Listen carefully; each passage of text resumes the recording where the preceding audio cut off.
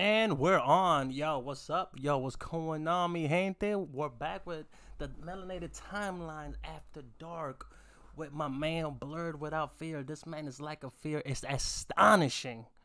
I don't know, man. I don't know. There are some days I wonder. Some days. There are some days I have to wonder. So, What's going on, man? So real quick, let me address the fact that my partner, Robo Strange, the strangest of all robos, he's having some technical difficulties. As a matter of fact, my man, he's in the middle of a move, so everything is kind of like in disarray in his home, as some of y'all can understand. So unfortunately, or fortunately to some, I don't know, it's just gonna be me and my man's Blerd out here. So how you doing, my brother? Oh man, I was chilling, suffering from staying up till 6 a.m. and then having to get up at 8 a.m. to make sure my kid is doing their school stuff like they're supposed to be. So they still doing like the is your kid doing the online school thing? Mm-hmm. Yeah, online school. So yeah, she's 5, so she's literally like she is just getting started. Oh wow. Like, this is her first. It's really weird. I was kind of hoping her first year of school would not have to be what's the word am I looking for? More traditional? Weird? Yeah. Yeah. Let's go with weird. I prefer but it weird. had to be. It had to be, and why not? I mean, she's my kid. I'm weird, so it was only a matter of time. Hey man, I think it was Dr. Seuss that says you can't be number one if you're not a little bit odd. That is true. Yeah. So that is actually really true. That is a. I'm just saying, just throwing it out there, and it's mathematically like, correct I too. never actually thought of it that way. But no, it wasn't good. Oh. So for those who don't know, Blerd Without Fear, he has his channel with with the same name, Blerd Without Fear, where he talks about comic books and comic book related medium. And also, he has a Twitch channel where he plays Dead by Daylight. And before there's any misconception, there is a lot of fear. However, his Blerd Without Fear doesn't come from his fear to supernatural elements. No, it does not come from that. It is not that. It's not to say that I am terribly afraid of things scary and spooky. It's just that I am human, just like anybody else. I can have a reaction just like anybody else. Like it's kind of one of those things, like I don't have to be afraid of something for it to get me with a jump scare. Yeah, of course. Like, yeah, it's one of those, like we had a saying in my house. My granny used to say it to my mother says it to me, and I say it to my wife and kids, is like, sometimes if I sneak up on them, even if it's by accident, and I scare them, it's like they're not scared of me, but I'm like, man, y'all all live right. Oh, it's kind of if you were living right, you wouldn't be scared. you know what's crazy though, because it's like I mean, this has been told and foretold. I mean, as old as time. I mean, like Vikings used to say, the lack of fear is what makes a man weak. You know what I mean? In this particular case, because you have fear, and the bravery is trying to overcome those fears. You know what I mean? If you back out because of those fears, that's what makes you weak. Well, that's how the sayings goes, even though I'm kind of living at this point. But yeah, speaking of fear and speaking up, kind of it's a great segue to my main point. The reason for this live is, so I've been playing the Avengers game, the Marvel's Avengers, a little late. You know what I mean? My sister gave it to me as a gift because it's my birthday month and whatnot, and I've been playing this. And Blerd, I have to say, this game is incredibly white. You ain't wrong. You know what I mean? Like, so before I elaborate, before this can be misconstrued. What I'm saying is, okay, so you got Kamala Khan, you know what I mean, Ms. Marvel, front and center, right? Which is awesome. However, I just couldn't help to have noticed of such a diverse cast the Marvel Avengers have. Hell, even in the MCU, right? I was very surprised that so many other melanated characters were absent. You know what I mean? But like I said, I'm not the comic book buff. My man Blerd is. So I feel someday. Yeah, what's up, Charming Nick? But yeah, go ahead. Sorry. No, I was gonna say no. Just someday. Not all the time. Just someday. Someday. Hopefully today's that What's day. up, Charmy Sonic? What's good, pimp? Yep. Yeah. Yeah, I'm saying nah, but here's the thing though. Like I'm enjoying the game. I mean, and this is not gonna be like impromptu review. This is not. I'm just for what I've noticed. You know what I mean? Because we got the cast. You know what I mean? You got Captain America, Thor, Black Widow, Hulk, and Iron Man, and then of course you got Kamala Khan. Right now, so far I don't have an issue with the characters themselves. I don't have an issue the way they're portrayed. Granted, I have not finished the game. I will admit I have played a very minimum amount of this game. But from what I can tell and stuff, even though Kamala Khan is meant to make the main character, which is awesome, man. I was like, where's my Black Panther? You know what I mean? I know Spider-Man is gonna be a DLC if you own it for the PS4, which I do, but it's not gonna be Miles Morales. You know what I mean? No. Falcon. You know what I mean?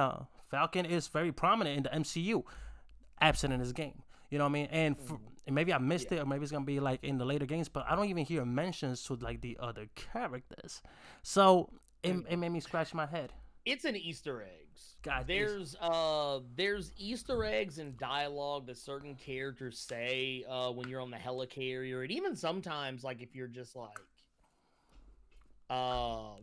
standing around in like the elevator loading screens, whatever. There's if I remember correctly, I remember someone saying something. There was actually a mention of Wakanda in the game. That I don't know if Falcon per se is mentioned. But I do know for a fact, Falcon, War Machine, and Black Panther were a part of the DLC leak of the data mine that was supposed to be like, hey, here's all the characters. And I think the list was like Doctor Strange, Vision, She-Hulk, Kate Bishop, Hawkeye, Clint Barton, Hawkeye, Captain Marvel, so on, so on, so on, so on, so on, so on. And we see some of those, at least one of those characters, Captain Marvel, you see in Kamala Khan's room because that's her hero. Yeah. There's some allusions. Oh, Winter Soldier was another one, and so was Mockingbird and Quake from Agents of S.H.I.E.L.D. And like there was a thing where they and there was even a leak not that long ago, another leak where like people had data mined and found snippets of imagery from the game where like someone found War Machine. Like they found like actual like what War Machine will look like in the game. Okay, yeah, like a rendered character maybe. Okay, gotcha. And then they found not a full suit, but they found pieces of Black Panther's armor. Like you could see like the little panther eye slit on his mask. Gotcha. You could see like the shoulder plates on his suit and everything. And yeah, like this is something we're actually joking about the other day is the fact that and it was it's one of those things. It was kind of damned if you do, damned if you don't. That they wanted to unveil. They had a war table scheduled for like I think 2 or 3 days after Chadwick Boseman died, and they were supposed to be announcing. Like a lot of people were upset. All they did was show off Kate Bishop. They just showed us show us this white woman, and it's like you already got a bunch of white characters. Why don't you show off War Machine or somebody else? Because that was kind of another issue altogether. I think War Machine's just not ready. But a lot of the rumor was that they were going to show Black Panther, and a lot of people I remember were clamoring to see will they do it or will they change it. And then we find out when the war table went off, they said we had other plans that we wanted to unveil, but we are going to put those plans on hold. So it's like one of those. It was a PR nightmare. Like I think if they would have released the character, there would have been some people who would have been happy. Here's my thing. People who would have been bad. Honestly, no one would have won. No, that's what I'm saying though. Like that, like if I was in that board meeting, right, that would be a very tricky situation for like even now. Like if they tell me like, okay, Cypher, how you would have handled it, right? And I would have been like, I don't know, because I'm gonna use both sides of me, right? The not so trustworthy conspiracy theories or woke whatever we calling it this generation, and the fanboy in me, right? The woke up side of me, I was like, yo, of course they want to capitalize on my man Chadwick is passing. You know what I mean? Because and it was a very fucked up thing, and it got taken up as soon as it went up. Like how Disney was basically selling like, oh, if you want to see Black Panther, you gotta pay money. And I was like, damn, you guys didn't waste no time to capitalize my man's passing.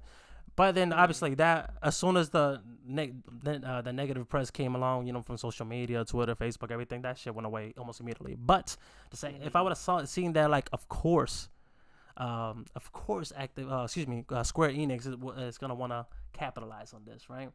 But at the same time, now that it's not happening, now part of me is like, bro, this would have been awesome to have my man. You know what I mean? Like, it's just, I don't know, man. Like, it's like, I don't know what side I would jump on. You know what I mean? Because I want it, but I don't want it. But go ahead.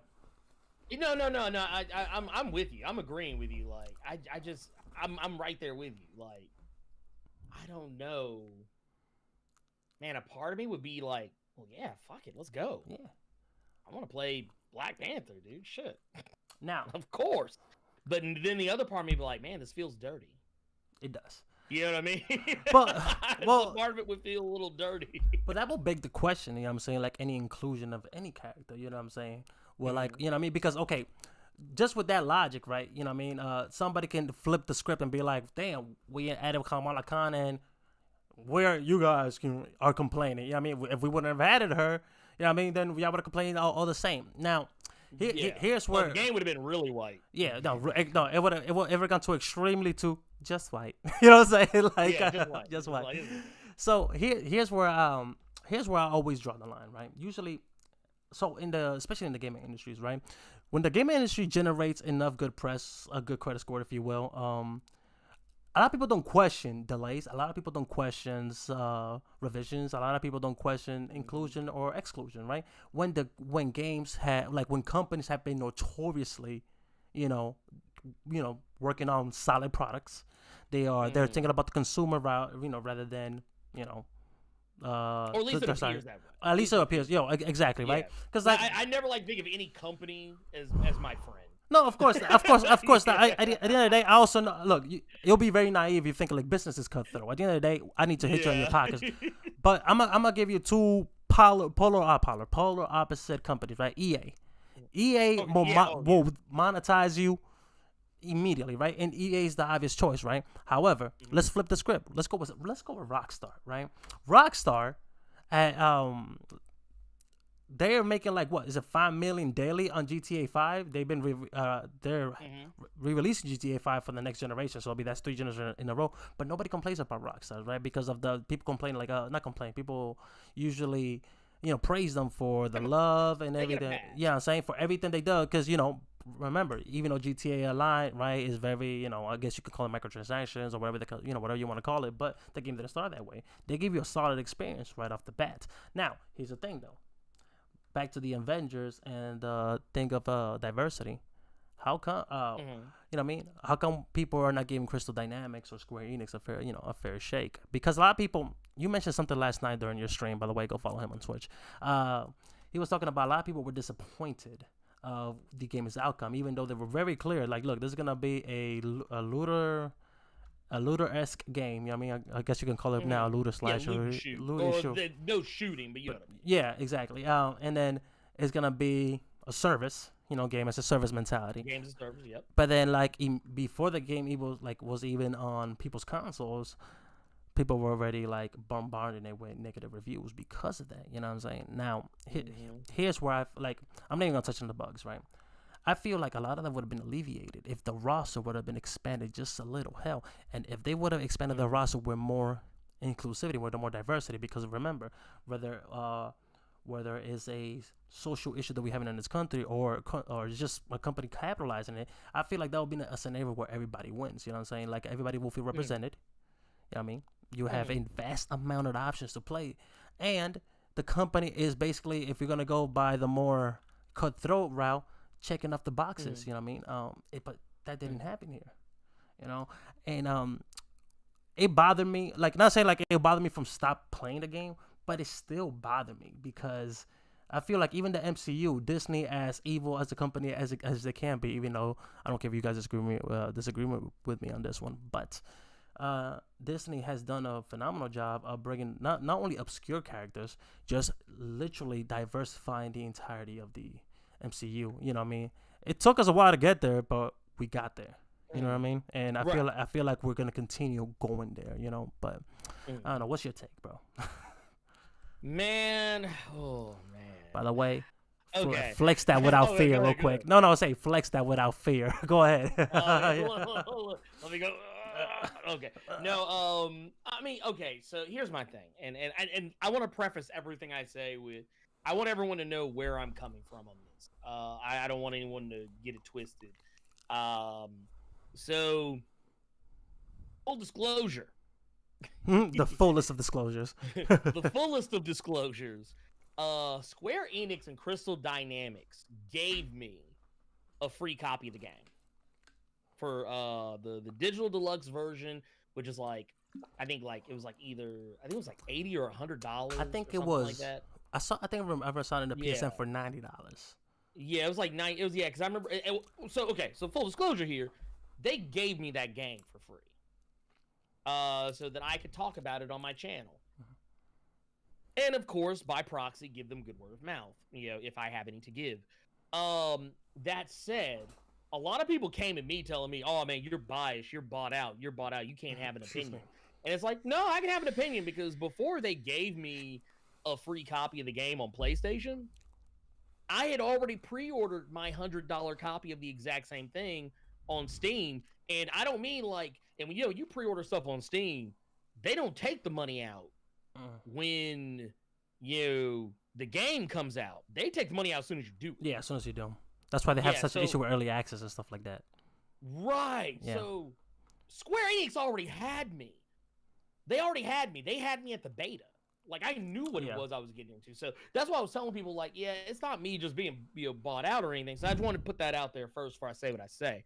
I have been one of the most critical people of this game in one aspect only, and it's the roster. Put out a tweet. I think it was 10 tweets long. It was an entire thread. It was ways back, but it was roughly around the time that the game had come out, had actually released. Okay. And or no, I think it was the week of release. And one of the things I talked about was the fact that I felt like there were so many other characters. We were talking about the data mine, and I was like, you know what? I feel like there's so many other characters you could have put in this game. You could have put Robbie Reyes. Robbie Reyes would have been perfect for this game. No, for those watching and don't know who Robbie Reyes is, you want to give it a quick synopsis real quick? Robbie, okay, so there are multiple Ghost Riders, and the Ghost Riders kind of become a legacy mantle. So most people think of Ghost Rider, they play. They think of Danny Ketch. But Robbie Reyes is the current iteration of the Ghost Rider. He doesn't ride a motorcycle, he drives a car. And really he can turn Ghost Riders as a whole, they can turn anything into their little the flaming burning vehicle.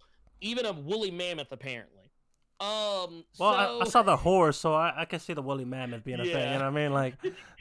that was just one of those things. It was just I just thought it was a weird flex they did when they did Avengers of 1 million BC. But one of the things I talked about though was that I would love to see. I was even telling Crystal Dynamics what you could do with these characters. I was could you imagine hitting your ultimate with Robbie Reyes as Ghost Rider, and all of a sudden the ground starts turning molten lava, and this freaking hell charger just rises out of the ground, starts doing donuts around the map, just taking out everybody. I was could you imagine how hype would you get if you saw something like that? Because for me, dude, I get hype when and this isn't even the most impressive super in the game. I get hype when Cap does his super, where he's just throwing the shield every single attack. Ultimate frisbee at his finest. Hype. Right. Yeah. The Hulk thunderclap, all that stuff. I was even saying okay, well, what if you took a character like Shang-Chi? Shang-Chi has a movie coming out. Yeah. He ain't in the game yet. Perfect promotion, you know what I'm saying? So Shaman Nick said he was talking about think of Nick Cage. You know what's crazy though? Even Nick Cage, because I was surprised of Nick Cage. Actually, you know what? I'm gonna take a step back. Something you said before I get before I forget. Right? Something that I've noticed, right? That Marvel vs. Capcom was doing amazing up until the last one, which I think is called Infinite Worlds or whatever. That was Infinite, yeah. Yeah. They were the characters from the roster were from obscure Marvel roster, with the exception of Spider-Man and the X-Men roster. It was like obscure characters, you know what I mean? Which is awesome, right? Capcom, obviously, they were going with their, with their mascots and, which is awesome. And then I remember the game like Marvel Ultimate Alliance, right? Where I remember I got into so many characters that I didn't know about from the Marvel universe because of, the Ultimate Alliance villains and rosters and NPCs that you meet throughout the game and stuff. I was surprised that this game didn't capitalize. I'm like, look, imagine, like you said, you were talking about the Ghost Rider. I mean, what's it, Bobby Reyes? Right. Yeah, I mean, like, grabbing like a Bobby Reyes character, right? Throwing in there. And the way you explain that I can just imagine somebody who is not as into comic books as somebody like you would be, and be like, who is this dude? I need to know more about him. Hell, the conversation starts rolling. Next thing you know, we get a Bobby Reyes Ghost Rider movie done. Ghost Rider movie done well, because let's face it, that Nick Cage thing was so trash. You know what I'm saying? So point is, right? When it comes down to it, like in these particular characters, I like games usually tend to go to the obscurity because you have more freedom, especially like, video games are always frantic, it's always chaotic, it's always, so much particle effects and whatnot. So if you grab a character like let me see. Well, what is a good obscure, like, hell, imagine this will be dope. If you get like a Cloak and Dagger character, but like there are two characters obviously, but they function as one. It's like a tag team, so they kind of feed off each other's move. I think that shit would have been dope. You know what I'm saying? I'd have been 100% in for it. You know what I mean? And but again, I feel like a lot of people would have loved that team up, and maybe I never saw the Cloak and Dagger series, but I don't know if it did well, if it was good. It was highly regarded, but ultimately canceled. Like Marvel was canceling a lot of their shows once Disney Plus came out. So. Yeah. So unfortunately, you know what I mean? Yeah, no, because they actually little known fact: the woman who played Dagger is literally she lives in my neighborhood, like, or used to live in my neighborhood, like right over there. Like, yeah, like I used to look at her window all the time. She, you know what I mean? I was just a big fan. Like, hey, how you doing? I don't. My windows are blocked. So yeah, that ain't happening. Mine too. No, but the Blerd cave is a fire hazard, just so in case anybody was wondering. Okay, cool. Well, now we know. If let me stop. If a fire goes off, don't hang out in my house. No, don't. All the windows are barred. I was it's like, why is that? It's like, why this place look like a dungeon? Like, oh, it's my studio. It's for, when you start making up like studio words. Like, it's just for the bravado to not be so overwhelming and shit. It's for the modular. I don't know. The flux capacitor, they overheat if they don't, you know what I mean? You're like, what? Like, but, oh Lord. But at the end of the day, go ahead. No, I was gonna say, like, there's so many characters. Like, I can literally sit here and name characters of color. That could have been in this game. Yeah. We haven't even mentioned Luke Cage. Yeah. We haven't even mentioned I'm glad you didn't call me out for this, because when he said Nick Cage, for some reason I read it as Luke Cage, and I forgot he was talking about Nicolas Cage of the Ghost Rider. I felt so stupid. I was like, oh, sorry, but go ahead. No, we haven't even talked about Luke Cage. We haven't talked about White Tiger. Dude. We haven't talked. Look, there's so many. Like, I can literally sit here right now and tell you all kinds of Black, Latinx, Asian superheroes from Marvel. They could have been in these games, and they're not. They're not, and take that how you wanna, but they didn't put them in there. And like, I'm not saying that they don't have to listen to me. They don't have to take some of that LeVar. But the thing is, hey, yo, give me a second. I think because Robo. No. I think you were coming in a little auto-tune-ish. I'm trying to see if it was from my end. I apologize. Free Gamers, San Alexander Nova. Okay, Free Gamer just yeah, that's another one. You know what I mean? San Alexander. Okay, I think we're good now. I don't know. I think it's just my internet might have been acting up. I apologize.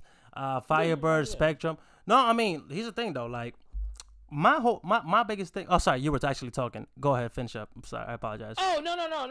All I was gonna say is just that I felt like we weren't given we weren't given the roster I feel was possible. Yeah. You know what I'm saying? There was no Dr. Voodoo. There's no Brother Voodoo. No Black Panther, no War Machine. Like, I feel like at the very least, Black Panther should have been on the roster from the jump. Not like a DLC or nothing. I think a DLC. He should have been on the team from the jump. Now, that said, I also think there are other characters that should have been in the game from the jump. Yeah. And they had ways to explain why certain characters weren't there. Like, they explain away why Captain Marvel isn't there. Captain America makes comment, things saying, oh, she's off world right now. They do the same thing for characters like Hawkeye, who have been teased and shown to be in the game. And things of that nature. But yeah, I just feel like it was a missed opportunity. It's a bad look. And the thing is, back and look at Crystal Dynamics' body of work. Now, I'm not to say any of it's just awful, that they just they're a company known for making terrible games. I'm not saying that, but what I am saying is that think about what they're known. Like, here are the games that Crystal Dynamics are known for making. They did that. They are known for making the lot of the more recent the rebooted Tomb Raider games, Lara Croft games. Which the Tomb Raider reboots. They were really good too. Yeah, they were great. They're great. I think the one they weren't involved with Shadow of the Tomb Raider, but which I think was the last one they did. And that was actually my least favorite too. Yeah, that one. But yeah, the Blood Omen games, Legacy of Kain, Soul Reaver. Yeah. Some of these old classic titles, and they don't have but the thing is, despite that, they don't have the cachet that a company like I said GTA, that a company like Rockstar has. And we got to remember, Rockstar has thrown up an L at least once. Oh yeah, no. To say that Rockstar, but nobody talks about it. No, nah, we'll let it slide. No, it's true though. Like, I mean, I can go down to companies that even people talk about. Oh, they never made a bad game. Like, no, they have.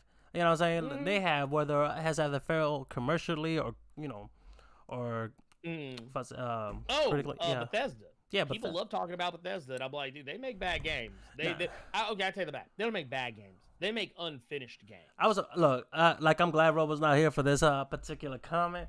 But people love to give Bethesda like all this singing praise. But to me, it's like, it's crazy because they've been running off the same 2002 engine. They literally goes like, hey, bro, what we need? We need another Fallout, but with swords, Skyrim. Hey, yo, what we need? We need like a sneaking Fallout, Dishonored. You know what I'm saying? Like it, but I get what you're saying though. You know what I mean about like Crystal Dynamics and whatnot. But yeah, I'm gonna go. I'm gonna do you one better, right? Let's look at Rocksteady. Okay. When Rocksteady when they came out, right? Very small company. They were tasked with the Herculean task of making the Batman Arkham games. And for the most part, they knock it out the water with the exception of, and I'm not going to say Origins, I'm going to say the Arkham Knight. That was trash. I don't care what nobody says. You can at me at that one. You know what I'm saying? I thought the Arkham Knight, I hated it. I hated it, bro. It was like Batmobile, the game. You know what I mean? Like, I like the Batmobile. Yeah. Oh. I think the Batmobile is overused. I will admit that. I didn't hate the game. I disliked it mostly because I'm gonna tell you how much I disliked it. Only because I felt played. I'm gonna real quick, right? They like when me and my brother started playing it, and we were like, okay, look. My brother goes like, the Arkham Knight. He told like right off the bat, the Arkham Knight is Jason Todd, and I was like, no, because Rocksteady said that it's gonna be a completely original character. They were hammered. They even made a comment saying it's not Jason Todd, and I'm like, bro, I think it's a red herring. And bro, when I saw that, I was like, you son of a. I should hit you. I should hit you with another crowbar. You know what I'm saying? Like, Okay, so that one, I'm right there with you because I read and saw the same things you did when they said that, oh, it's a brand new character, it's not a character you've seen before. No, it's not Jason Todd. And then I actually went ahead and believed them. Yeah, me I too. went and gave them the benefit of the doubt. I was like, okay, I felt brand new played. character. But then I started playing the game, and like, you know, you see the Arkham Knight, you run to the Arkham Knight within like the first 30 minutes of the game. Mm-hmm. And the second he started saying, you know, stuff like, "Oh, don't aim for his bat signal, for the symbol on his chest." Yeah. And he started like saying things like it was stuff that only a Robin would know. Yeah, no. And I was like, "You haven't lost your touch, Bruce." Literal, a quote from the movie, the Red Hood, the animated movie. A literal quote. I'm like, bruh. And I was like, nah, Rocksteady's trying to play us, bro. Watch it be somebody else. And I'm like, nah, B. It was that punk. But you know what? I feel I kind of understand why they tried to play it the other direction because they didn't want the major twist of the game to be spoiled so early. Which, to be fair, Free Gamer, I agree 100% with that. But go ahead. Yeah, I mean, no, a lot of people. I don't think everyone that would have been playing that game would have even known or noticed. Like, yeah, like it would have been the talk of the town, like just because the way internet cycles work, it'd have been the talk of the town for like a month, and then like. And that was so early in the game's development that like game didn't come out till like I think a year or two later. Yeah. And by that point, no one would have remembered. True. People have been like, "Oh yeah," like, but they should have just leaned. They should have been like, "Okay, yeah, you got us. You figured out who our big bad is," and they should have just leaned into it and just said, "Okay, no, the Arkham Knight is Jason Todd. We're done with it." Now here's like Free Gamer, and like I don't want to like get too deep into the whole the Arkham trilogy, but he didn't make sense. Like, it makes a lot of sense with like the whole continuity because like the big twist there wasn't the fact that he was Jason Todd, it's the fact that he was locked up in a wing of Arkham. And I'm like, so Batman, and all this time, you know, Dancing with the Joker did not notice there was a whole wing of Arkham blocked off. Where Jason Todd was, is like, yeah, dude, you deserve to get clapped. You know what I'm saying, Batman? But I mean, aside from the fact that Batman didn't do Jason Todd any favors in the comics either. No, he didn't. Or for any of the Robins, for that matter. Well, yeah. I mean, and the other thing in that too is that like I don't know about continuity wise. I mean, hell, the fans didn't even know the damn thing was there. Touche. Yeah, like there were lots of little Easter eggs in that game that no one found until like after another game. Yeah, like the whole teaser for Arkham City, that was like 3 years after the fact. And now, but I mean, they're not. And these are more like their own universe. It's not even really indicative of the comics or anything. But, with that being said, though, going back to the original point with Rocksteady, a small company that nobody heard of, whatever. When they make the Arkham Asylum, they did a great job. I mean, granted, they play with it was Batman, and the Joker was the big bad. But the Easter eggs, the rogues that you get to run into, like everything, like they did their homework. You know what I'm saying? When it came down to like Batman's entire rogue, and I'm not talking about like your Deadshots, your Mr. Freeze. You know what I mean? We're talking about like even the obscure ones. Hell, like a Calendar Man had his game. Yeah. Exactly. I mean, as a mention. Yeah, his casino, whatever. But even like Calendar Man had one of the most important Easter eggs of the entire series. You know what I mean? Even making his little cameo at the end of Nightfall. Yeah. So why I'm a little hard on companies when it comes to giving them a pass, because in a game like this, especially if you plan to make this game as a service, right? You at least should have a slightly more robust roster, because at the end of the day, if we're talking about a game that is it's a grinding game, you know what I mean, where I gotta consistently play the missions, get the new gear, and then do it all over again and level up all my characters, you at least gotta give me more than 6 characters. You know, I can make that argument, but I actually have a counter argument to that. Go ahead. Hey, that's why we're here. By the way, this the reason why they didn't go with as many characters, like I would love to have had more characters, but I kind of get why they didn't, because the average person playing that game don't got time. True. Like now, I will be the first one to admit that I have, out of 6 characters, I have all but Iron Man and Black Widow at level 50, which is the actual level cap. And that's not even going into the characters I do have max level. Not all of them are at the max power level cap, which is 150. Gotcha. So I mean, like, it's one of those things where like the whole, they put just enough characters so that you could have enough variety to be like, okay, well, I want to play this character. Okay, well, this person's gonna be playing that character, so I'll play this character. I kind of get that is kind of why they did it the way they did it, Okay. and kind of why some of the DLC characters you see are kind of already similar to other characters already in the game, Yeah. or the ones that have been announced, because they will be, Excuse me. oh, well, so and so's playing Hulk, so I'll play She-Hulk. Yeah, because I wanted to play the Hulk, but you can't have two Hulks in the game. So Yeah. unless they're two completely different characters, or like if someone wants to play, well, I wanted to play Captain America. Well, I guess I'll play as Winter Soldier because that's close enough. Yeah. Or I wanted to play Iron Man, but they got War Machine, so I'll play War Machine instead, whatever. I'm 100% okay with that. One of those, I don't think that your average gamer really has, like, because most of the people I know that are playing the game, they barely have 2 characters at level 50, let alone 6. Let alone 6, yeah. Well, and I have been putting in a crap ton of time in that game, so this is coming from a guy who plays it while I'm doing other stuff. Okay, so here's the curveball, right? We're talking about the average gamer. We're talking about not just streamers, just people that actually play games to kick back, relax after hard days of work, right? Do you think, for us melanated people, right? Do you think that if they would have included a bit more race diversity, let's call it for what it is, right? Okay. Would have been way more compelling to people to actually sit down and invest on a character to level them up, and actually, like basically get their money's worth out of the game, and actually like play it to completion and whatnot. Like, do you think diversity plays a role when it comes down to like wanting to play a game? Not just for you. I'm just saying in general, and obviously we're just spitballing here. Well, no. I will say for your average melanated game, yes, I do think so, because whether you realize it or not, subconsciously or otherwise, we like seeing ourselves. Yeah. Everybody wants to envision. It's kind of like when you play games where you can create your own character. A lot of people make themselves. You want to project yourself in the story, yeah. Where I am the opposite. I just make a random dude. Sometimes I just hit random on the sliders and say, all right, we're going in. Sometimes when I play a game, I don't even play a male character. That doesn't have anything to do with gender identity. Just if I have to look at the character, I'd rather look at a woman than look at a dude for like 400 hours. But like, it's one of those situations where I feel like, if you would have probably put maybe, all right, here, I'll throw you one. Instead of, okay, so we have a roster we've already established as Hulk, Captain America, Iron Man, Thor, Black Widow, Kamala Khan, and why am I blanking on what that other character would be? Black Widow? Black Widow, there you go. Because I don't play her very often. Though she's really fun to play as. I actually like playing as her. Yeah, like what I probably would have done. What I probably would have done is I would have done it this way.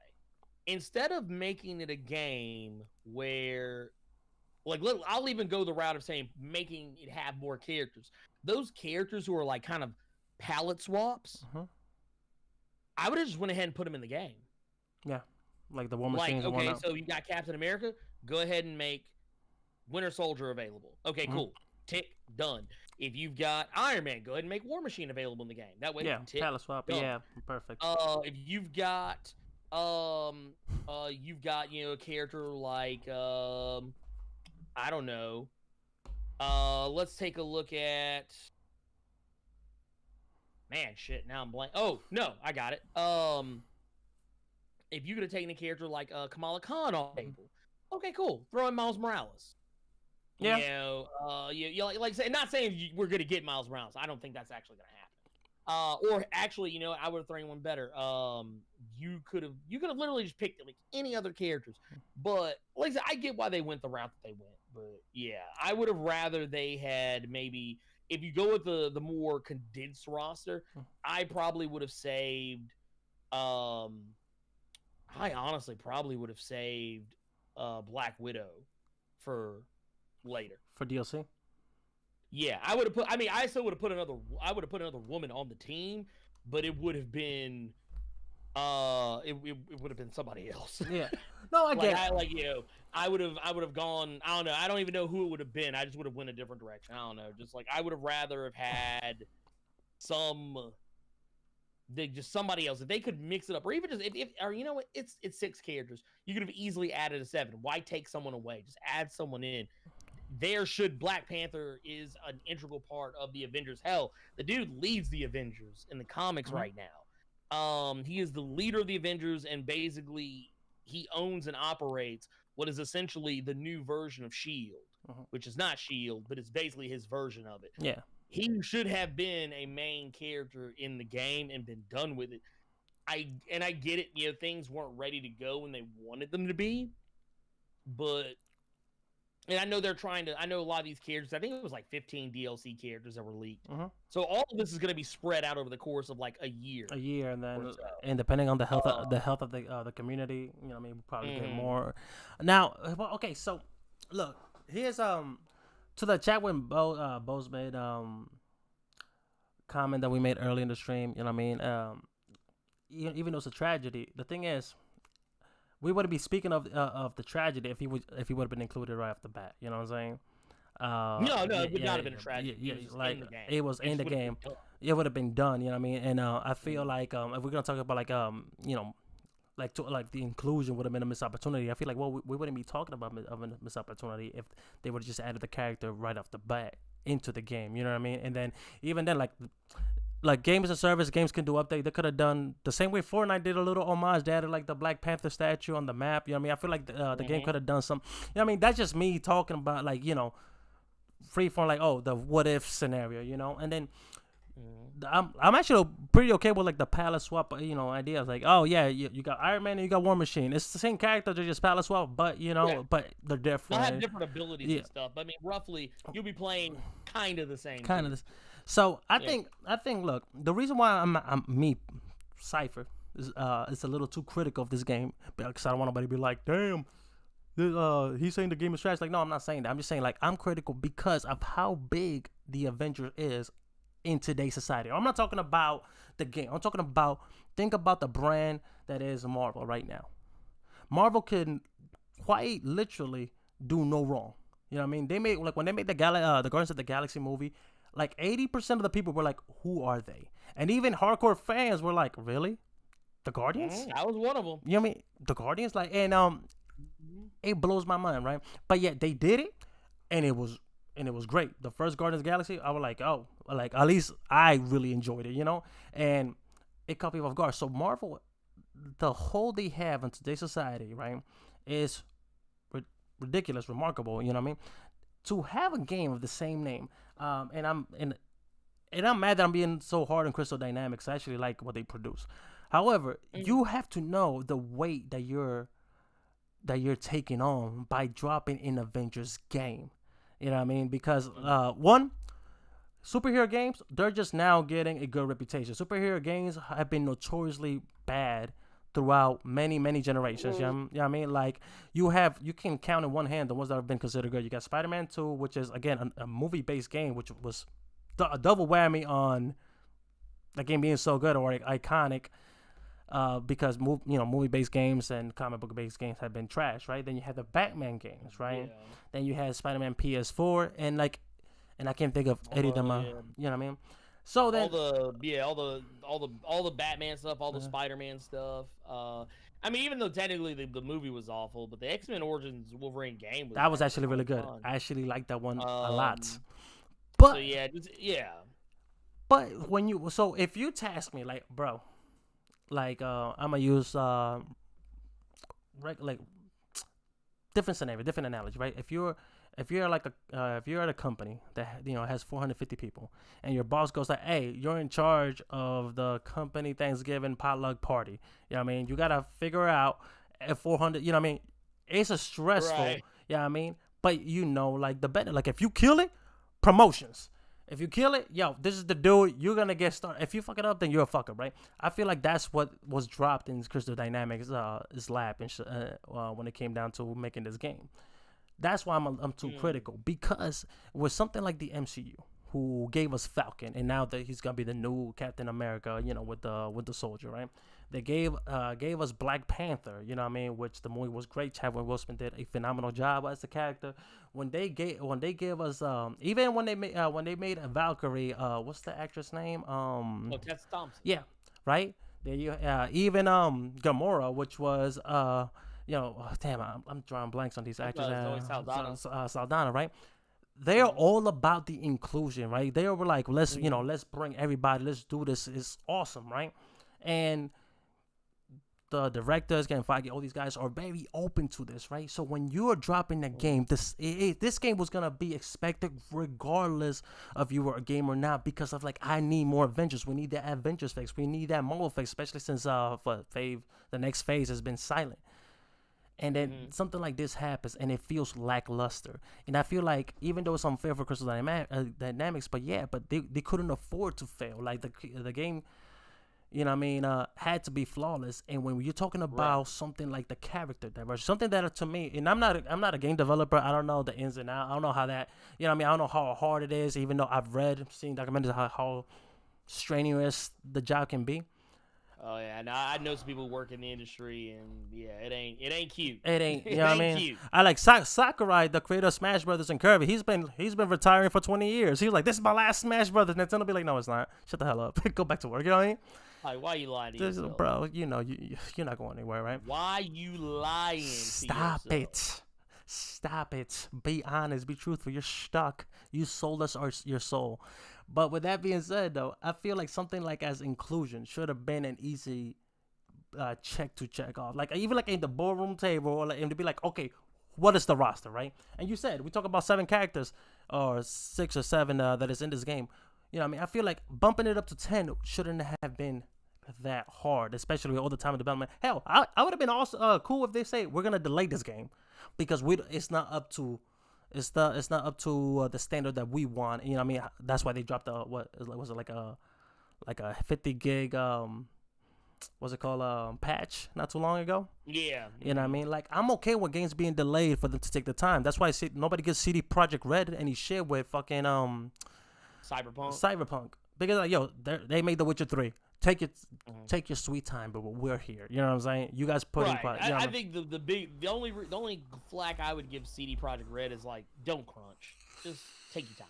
Yeah, don't rush. I know y'all got to hit deadlines, and y'all made a promise that you weren't gonna do any more pushbacks, but sweet time. A lot of that. We ain't going nowhere. We ain't going nowhere, baby. Yeah, a lot of that shit is. I mean, I'll say this. A lot of that shit is corporate. You know what I'm saying? Corporate. Yeah. The shareholder be like, hey, we need to give these something. We've been hyping them up. You know what I mean? You're releasing this stuff on next month. I'm like, but we can't. We'll figure it out. We'll send up a fix. You know what I mean? As it becomes available, which I kind of hate the games doing right now. If I'm being completely honest, but then again, I know there's like some corporate pressure. You know what I mean? That might be something that happened with Crystal Dynamics, in Square Enix, just saying like, yo, I don't care if it's ready or not. You're releasing the Avengers. Yeah. Either way, man. Let me ask you, Blerd. This will be a little bit less intense. If you have to pick your favorite character, your favorite colored superhero, melanated superhero, to be in this game, that like if Square Enix hits you up today and be like, okay, Blerd, we heard you. We subbed the Millennium Timeline stream. What character do you want? We're gonna add him. I mean, I can go ahead and tell you without hesitation. Monica Rambeau, Spectrum. Really? I actually before all the fuckery with all the shit that happened with Breonna Taylor and some more recent incidents, in the IRL that have been all messed up. By the way, Black Lives Matter. You know what I'm saying? Right, yeah. But in the lead up to that, my Twitter, like you have your Twitter handle, but you have like your Twitter display name. Mm-hmm. My Twitter display name was Blerd Without Fear wants Spectrum in Marvel's Avengers. I remember that. So that's not changed. That's not changed. If they right now, if Crystal Dynamics came to pulled the dump truck of money in my house at Blerd, we want to give you the book. We want to pay you to help us figure out what characters we want to put in this game to get people of color, black, brown, Latinx, Asian, whatever, any persuasion. We want to give you an opportunity to help us, get representations game and get it done correctly. What can we do? they pull the dump truck up, the first name that would go on the tablet would be Monica Rambeau. So Spectrum, that's awesome. Can I ask why? Okay. If you don't mind responding.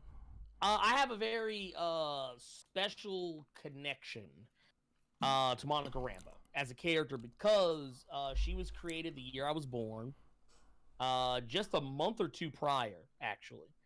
And growing up reading Marvel comics, read Avengers comics, I used to see her. Back then, she was Captain Marvel, and then a little later on, she was Photon. And I remember always liking the character. Like, oh wow, it's really cool to see this black woman, because she kind of, and in a lot of ways, reminded me of my mother.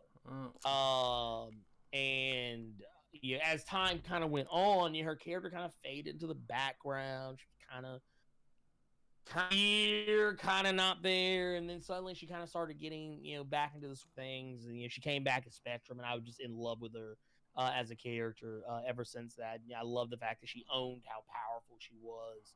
And I just like her. I just love her as a character. I think she, like Mac. If you want to see the biggest reaction, like when they came out with that WandaVision trailer, and I saw Monica Rambeau like shoot out of thin air and land on the ground, and the camera panned in on her as she looked into the camera. Like, dude, I jumped out of my chair. I was like you remember that craziness with Tom Cruise? Yeah. Like when he revealed he was dating Katie Holmes. Yeah, and he was on Oprah's couch jumping. That was me. That was you? That was me. I was like, I'm in love with Monica Rambeau. I'm in love with Monica Rambeau. I kind of want to. Now I wanted to see. I wanted to go out. Like I wish I was there when you saw Captain Marvel. Mm-hmm.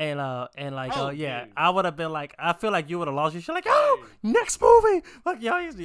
Like I feel like. Oh no. Look, okay. So, and that's another thing too. Like, I'm a huge. Okay. Like, I know a lot of people hate Carol Danvers as Captain Marvel, whatever. I don't give a shit. But I love Carol Danvers. Like, okay, if you asked me who are my two favorite characters in all of Marvel Comics, in the top five characters, both Carol Danvers and Monica Rambeau would be right there.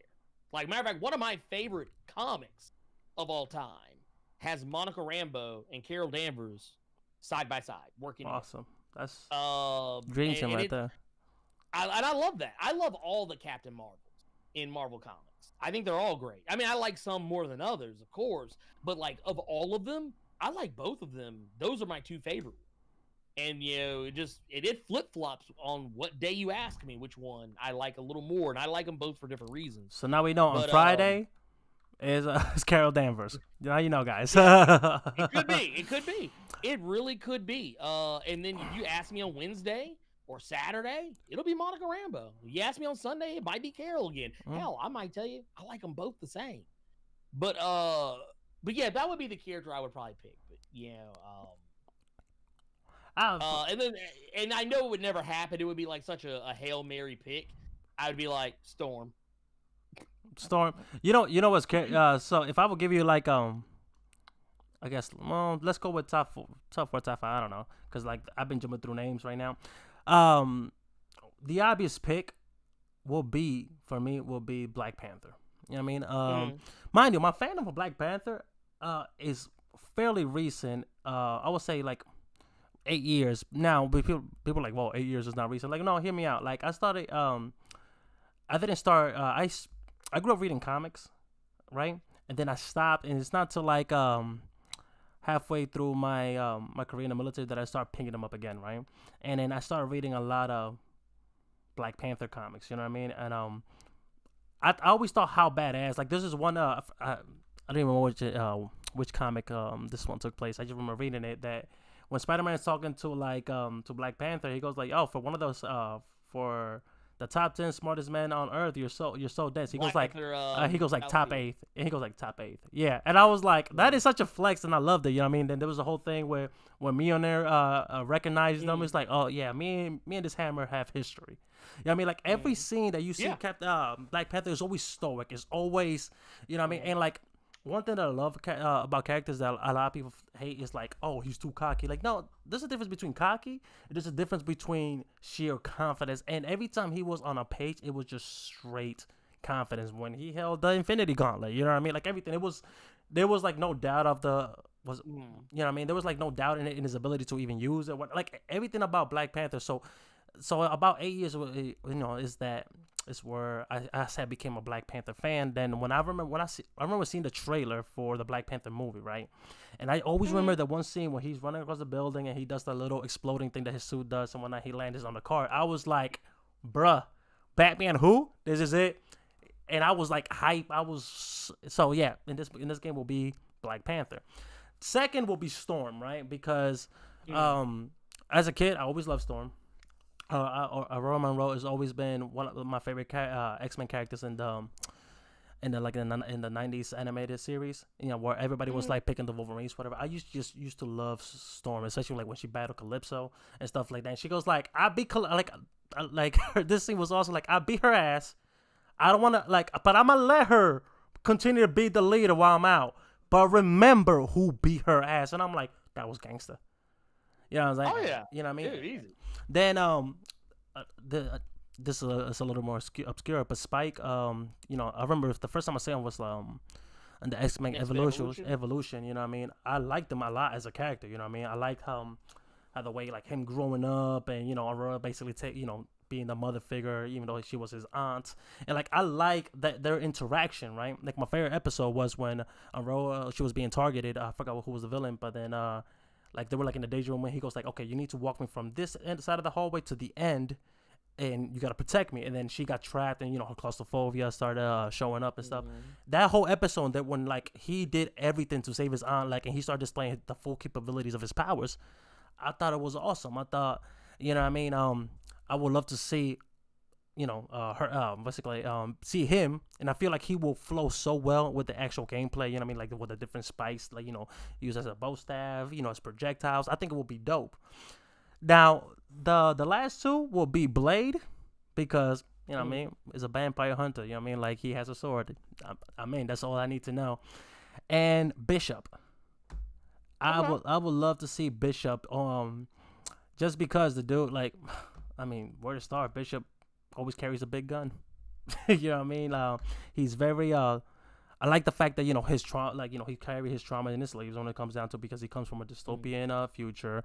I like the fact that he's never been confirmed as a hero or not even an anti-hero. He's just like, whatever's gonna benefit my timeline. How can I make it work? So if that means I need to throw blows with the X-Men, so be it. Or if I need to help him, then so be it. Either way, I have a mission. And I think in a game like this, right, where, you know, especially when the Avengers are in disparity, you know what I mean, their reputation is down to the floor, somebody like Bishop coming to the future was like, yo, if y'all don't get your shit together, this is what's gonna happen. Would have been amazing, you know what I mean? In my opinion, of course, guys. But those I go ahead. Yeah. What were you gonna say? Oh no, I was just gonna say I'd actually did in the chat for you. You brought up that Spider-Man from Black Panther. You would be happy to know that the suit that we saw glimpses of, you can see the images there. Like I said, they're really small, kind of blurry, but if you look at them, you can tell that it's the Black Panther Man Without Fear version of the costume. Oh, okay. Which is actually my favorite. That's actually my favorite version. I loved it. Black Panther Man Without Fear is my number one favorite Black Panther comic, period, hands down. I don't care what day you ask me. I'll always say, matter of fact, Black Panther Man Without Fear is actually more responsible for me taking up the name that I use as my YouTube name, even more so than Daredevil. And I'm a major Daredevil fan. Look at you. That was when I read that comic. That comic was very important. Was very important to me. You know, in my, rediscovering of comics. I mean, look at that, guys. We just got a brand new not brand new. We got the origin story for Blerd Without Fear here in the Melanated Timeline. Look at that. But it's crazy, right? Because at the end of the day, like so I say I became a Black Panther fan when I rediscovered comics. But what got me into, like, the first thing that I saw, I shit you not, I was I was in Arizona, Phoenix, Arizona, and I saw a comic book store. I'm like, I haven't seen one of these in a while. And I walked in, and the first thing I saw, I think the Ultimate Universe was still a thing, and I saw Miles Morales in a cover. I saw Spider-Man. I saw like he didn't have a mask on, and he was he was in the air, New York skyline, and I looked. I was like, oh, Spider-Man. Then I look at the, I'm like, wait a minute, that's not Peter Parker. And I remember I grabbed the comic and I rushed to the clerk. I was like, what's going on here? He goes like, okay, Peter Parker's dead. I'm like, shit, for real? And then he goes like, yeah, the Ultimate Universe, and we got Miles Morales now. He's a Puerto Rican and black Spider-Man. I'm like, holy shit. Now, as a New Yorker, I got excited for two reasons. One, in New York, right? I always had an issue. I love Peter Parker, don't get me wrong, but I always had an issue where that Peter Parker is a white character, you know what I mean? And like it never made sense to me that if Spider-Man has to be anything, he should be either be Dominican or Puerto Rican or black because it's New York, you know what I mean? Like that's the demography out there. And I also feel like the most of the people in his orbit should have been his crew, the his cast support. Of characters around him. I felt he should know more black people than Robbie Robertson. Yeah, that's what I'm saying. Even so, that the MCU rectified that made Flash Thompson. What's it called? They made him melanated. You know what I mean? And it's awesome. Mm-hmm. You know what I mean? Because let's say Flash Thompson, no choice has been his bully, or I mean, now he's, is he still Venom? Is he? Well, what they did is the version they use in the MCU is like it's such a hard left turn from what Flash Thompson normally is. I don't know if you could ever make that version of Flash. No, but I was talking in the comics. It's like is the Venom symbiote? He was Agent Venom. Agent Venom for a while. By the way, the first version of Venom was when Scorpion took the mantle. When Mark Gargett took the character. I think that was the first version of Venom ever. Just throwing that out there. But that's what I'm saying though. Like Spider-Man, at least his circle should have been more melanated. You know what I mean? And the fact is that it wasn't. And me seeing.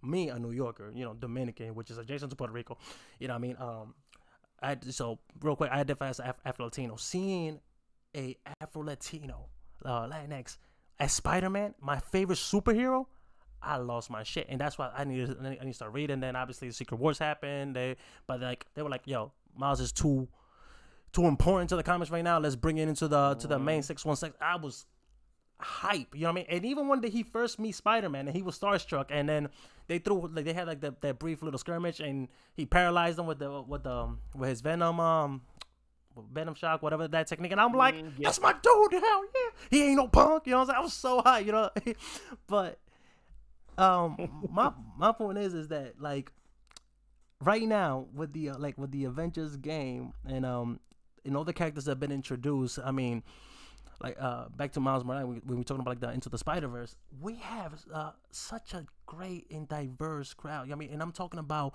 so many unique characters, so many likable characters. You know what I mean? That they're not just adhering to a stereotype. They're not adhering to a specific race demand from the viewer. They're written well. You know what I mean? They're done very well, and I feel like there was such a missed opportunity that we didn't get that. In a video game, because again, the biggest thing about video game is to be part of the experience. We project yourself into the experience, and that's why me, Cypher, is so critical of this game when it came down to is lack of diversity. So much so that I was like, I need to talk about this online. What I would say too, real quick. Go ahead, man. Free Gamer brought up. That's actually another. If you read Black Panther, Man Without Fear, another one you should read is also going to be Most Dangerous Man Alive. Most Dangerous. That is. I 1,000% agree with that statement. Those comics are like, honestly, if you've never read either of those and you're a fan of Black Panther, you need to go read those, because even if you're not a fan of Black Panther, I actually tell people like when people come and say, oh, all he ever does is political. Like, he's always like fighting for his country. It's like, well, he's a king. He's a whole king. You know what I mean? He's not Black Panther isn't just like something he likes to call himself on the weekends. It's You a know, it's man. a it's a He title of office. it's not his. Uh, It's not. It's no. I'm saying it's not his part-time job. Like Peter Parker. Like no, I still gotta pay the bills, bro. You know what I'm saying? Like like God now. damn it, I'm tired of reading these damn comics. Spider-Man's taking pictures for goddamn newspapers. It's like, dude, he's a photojournalist. I mean, like taking selfies. Yeah, I ain't gonna lie though. I like the fact that Spider-Man makes, pays his bill by taking selfies. You know what I mean? I'm like, right. which kind of You know what? He technically he was like probably the earliest the progenitor of the depiction selfies. of selfies in comics. Like, You know, he why do we call them Spideys? Can we call them Spideys Bro. now? Hey, I'm gonna take it. from now on, Spidey real quick. I'm gonna call them a spite. You know what? We just started that. You know what I mean? When this shit blows up, I'm gonna hold on to this video. And when people are like, hey, you wanna take a Spidey? First of all, fuck you. I should have trademarked that shit. Let me. Yo, let's take some. Hey, yo, we're gonna take some Spideys real quick. Go ahead and take these Spideys, man. But okay, so not trying to nitpick, but you know something that always bothered me about Spider-Man as a whole. I mean, there's a lot of things that he could do to pay for bills, right? Because he's always getting evicted. I mean, up until when he got Alchemax and he became a CEO, but that's nor here or there. But he's always getting evicted. His bills are always getting not paid, and I was like, and people always tell him like, oh, why don't you use your abilities to do something, that's more profitable? And they were like, he was like, no, because that's unethical. If I couldn't do it before I got the powers, what's the point of me doing it now? I was like, my dude, my G, you're literally selling selfies. You know what I'm saying? If anything, I'm surprised you're not just dropping a stack at Jameson's house. I was like, bro, here's Spider-Man's Instagram. Just grab him. Just take him from there, B. And why just Jameson? Oh, you know what I'm saying? Why just Jameson? I'll be at the New York Times like, bro, I have man, this should have been a Spider-Man OnlyFans. You know what I'm saying? Just be dude. I mean, I'm not gonna lie. That is actually something that did always bug me about Spider-Man. Like, I always appreciated his moral compass, but I also felt like his moral compass was only like when it was convenient to him. And yeah, I don't know. Because I was like, you think about Spider-Man as a character. If you actually break Spider-Man down to to his most basic, he capitalizes on his powers in a semi-passive way. Yeah. He's a bully. He bullies he bullies and basically verbally abuses the people he fights against. Granted, those people are villains, but sometimes those people aren't always like the most ultimate bad person. Like, it's sometimes people just trying to get by. It's the henchman mentality, right? Like, which is crazy because this argument is usually reserved for Batman. You know what I mean? With Gotham City, but he like a lot of these henchmen he brutally incapacitates because he doesn't kill them. You know what I mean? You be thinking like, you know what's crazy? He's probably a struggling person, right? I'm not saying. Here's the thing. Full disclosure: TMT, Blerd Without Fear. We're not condoning crime because of your whatever financial situation, whatever life struggles. That's not what we're saying. However, it's a proven fact, and in more urban environments, people are more inclined to crime because of their current situation. It's just a fact, right?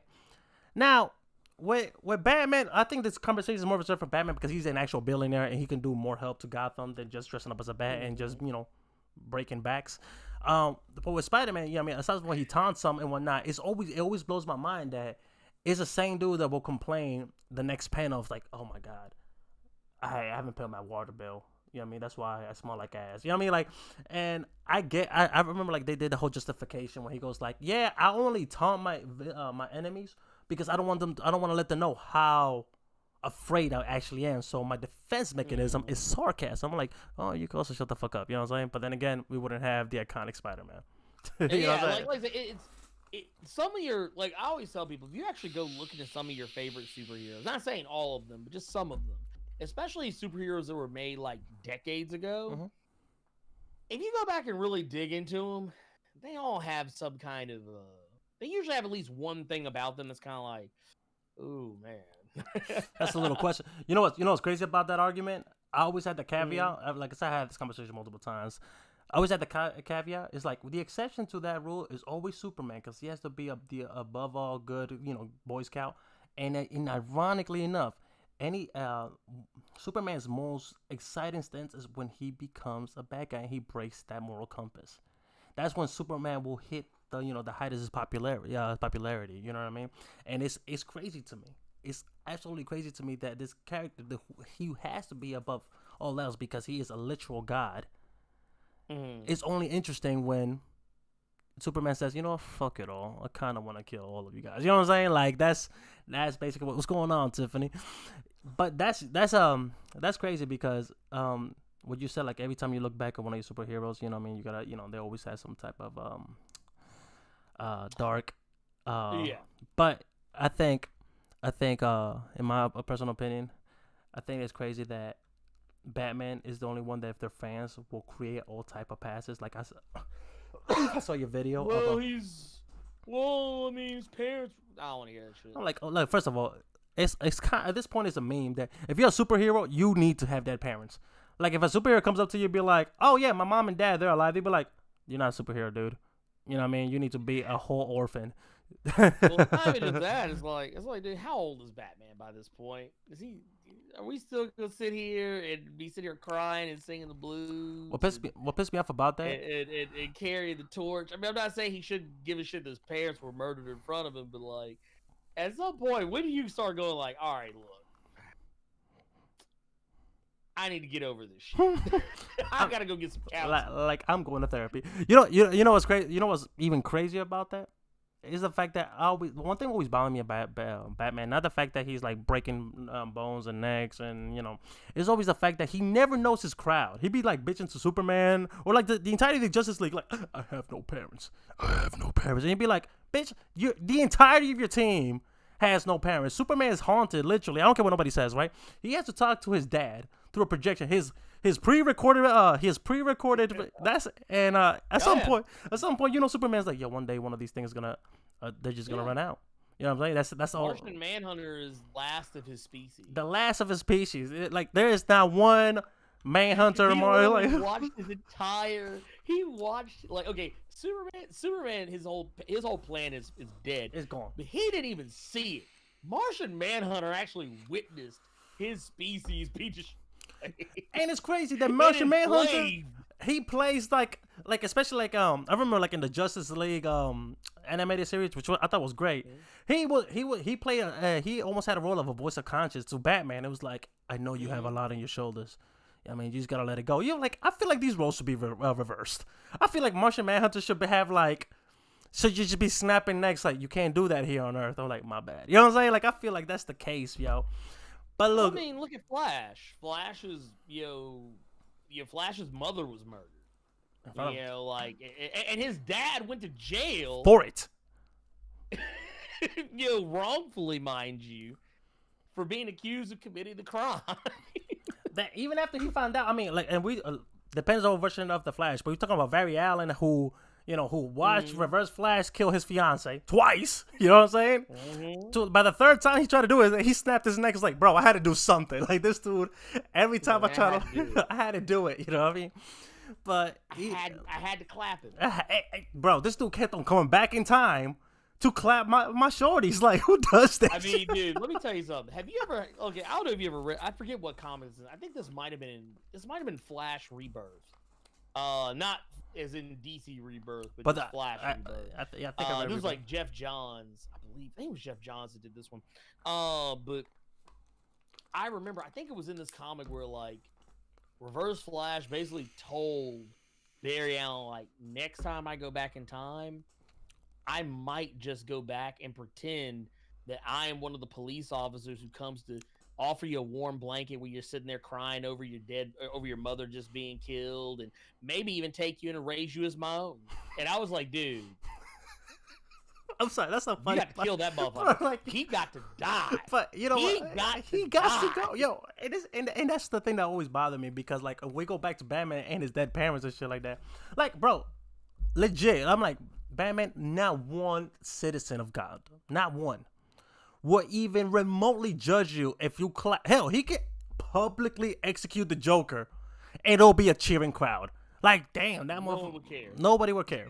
Nobody would care. Like, people were like, thank God, dude. Like, this. We were waiting on you to kill this dude. Like, when the Joker said, like, dude, Arkham Asylum is a vacation spot to me. Like, I legit escape whatever the fuck I want. He'd be like, Damn, not even like that. Like, can y'all renovate security and some shit? Like, bro, hey, Mr. Billionaire, how about you, donate some of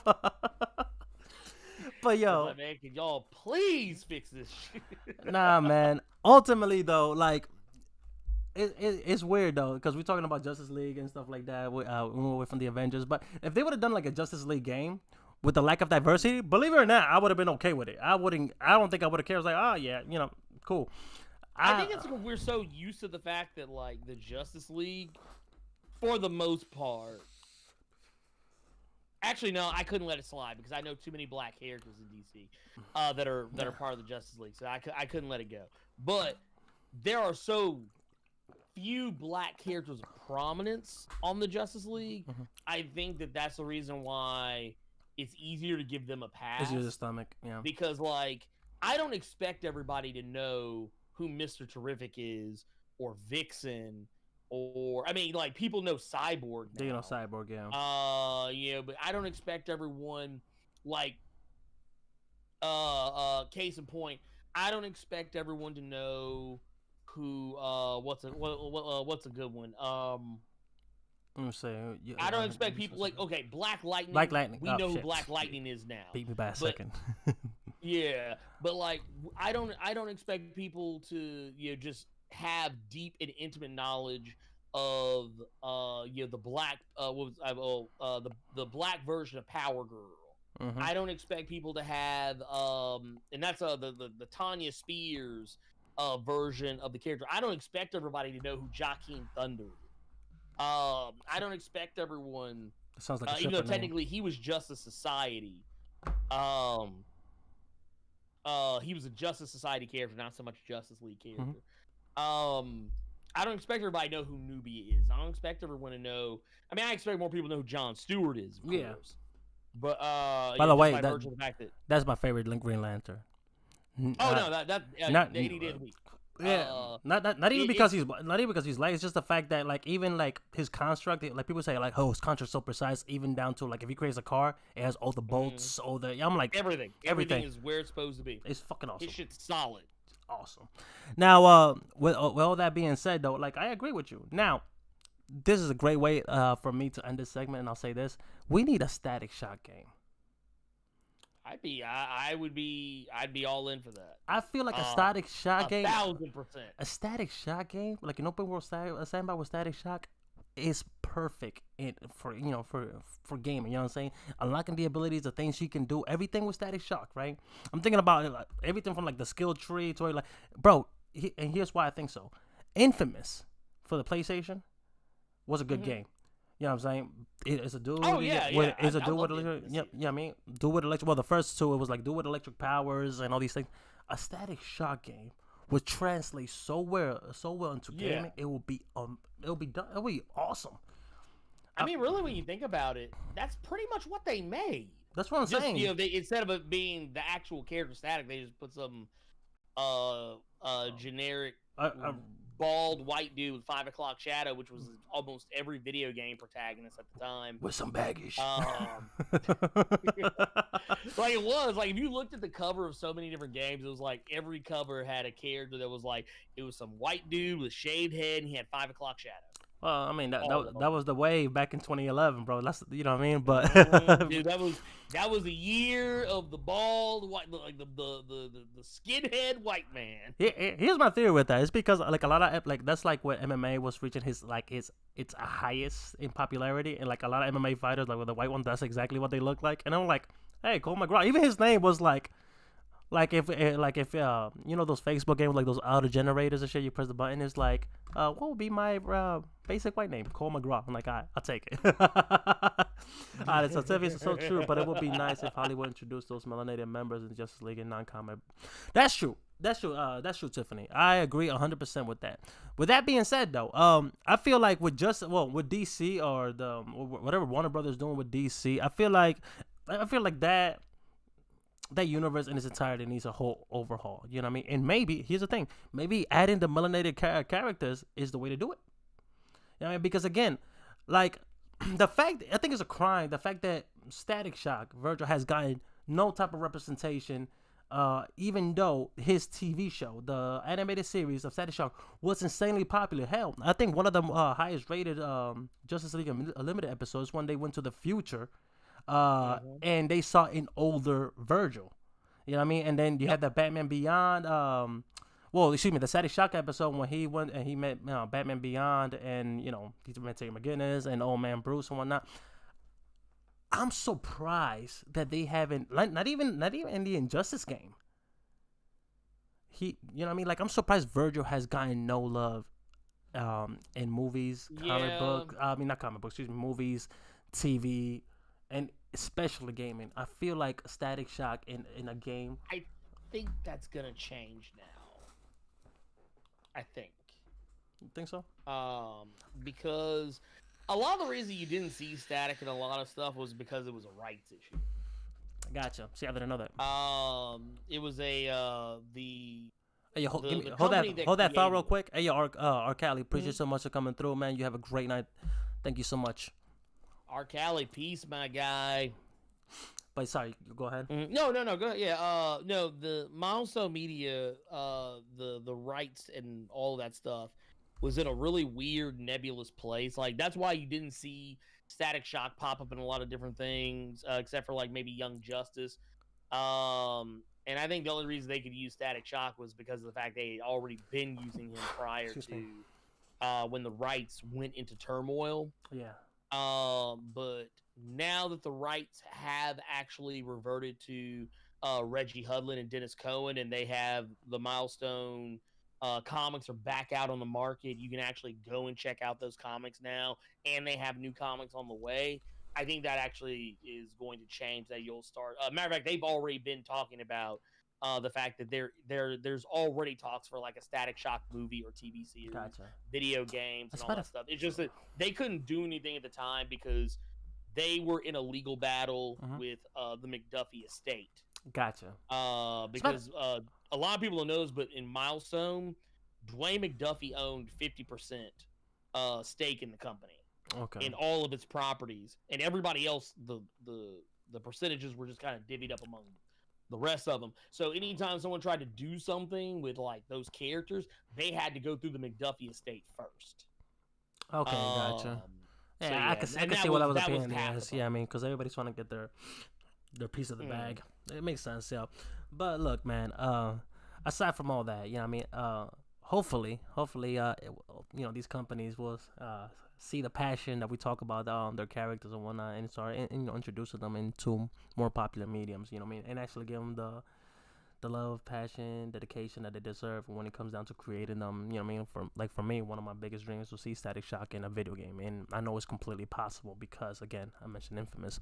But with all that being said, now, Blerd, real quick, tell us what you're working on, So real quick, because he is too shy to say this, but please go get my man Blerd Without Fear on his YouTube channel. Go subscribe to him. You know what I mean? He does really good work.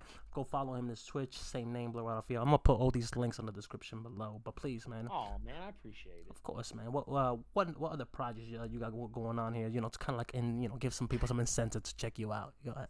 Oh, well, I got the Blerd Cave coming up this Saturday. I do every Saturday at 12 p.m. Central Standard Time, of course. And that's live, right? Yeah, always live, with the exception of, I think, maybe once in the entire history of me doing Blerd Caves, I've ever done one that was pre-recorded. That was only because I knew I was going to be on vacation. But at the same time, we'll be live talking about everything that's been going on in the previous week leading up to that Saturday, giving opinions, thoughts, impressions, and maybe even talking about some other BS that just happens to come up. We've actually had breaking news happen at some times while we're live. Awesome. I also have the current X-Men event, 10 of Swords, is going on. I just released a video covering Wolverine number 6 and X-Force number 13. 10 of Swords has been off to a fantastic start. So if you're an X-Men fan and you're looking to get back into it, come to my channel. I have playlists and everything to get you in. That was a really good video too, by the way. That's a really good video, man. Like, I love the explanation on the Mimosa Blade, because I ain't gonna lie, kind of obscure in in all my rounds of media, the Murmur Blade is one of my favorite. I have like a top 10 favorite swords, and Murmur Blade is like a number 9, just because. Yeah, you know, there you go. You know what I mean? But yeah, sorry, go ahead. I just had to. Oh, I had no, a fanboy that, out. I had a fanboy out a little bit that's there. it. That's what's up. That's it. I don't really have. I mean, I have some other irons in the fire, but I'm not 100% at a point where I can talk about them at this precise moment. But I do.